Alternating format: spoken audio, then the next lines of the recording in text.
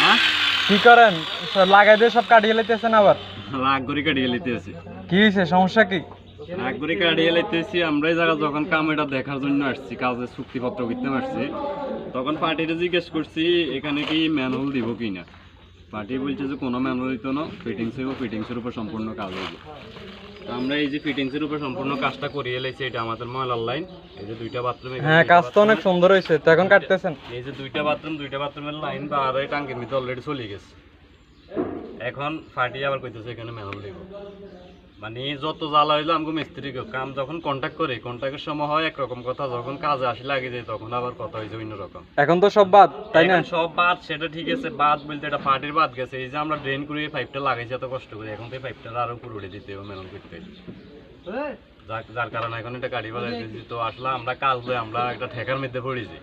ফাটি যে এভাবে কইব, এভাবে করতে হইব, আমাকে কষ্ট বেশি হোক, হাজিরা বেশি যাক, এগুলো ফাটির কোনো ব্যাপার নাই। কিন্তু আমি কাজটা তো আঙুর করে দিতে হইবে, কাজটা হইলে বুঝ দিতে হইব। যার কারণে এখন এগুলো কাটি ফেলাইতেছি। এই যে একটা কাটি ফেলাইছি, আর একটা কাটতেছি। তো সব লস তো আপনার?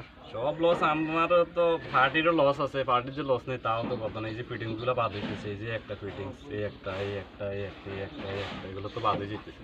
আগে যদি ম্যানুয়াল করবো বলতো তাহলে তো এই ফিটিংসগুলো লাগতো না, এগুলো বাঁচে যেতে। পার্টির অনেক টাকা ছিল, এখানে প্রায় 2000 টাকার বেশি মাল আছে। এই আর কি। এটা যাক, ঠিক আছে, ওকে।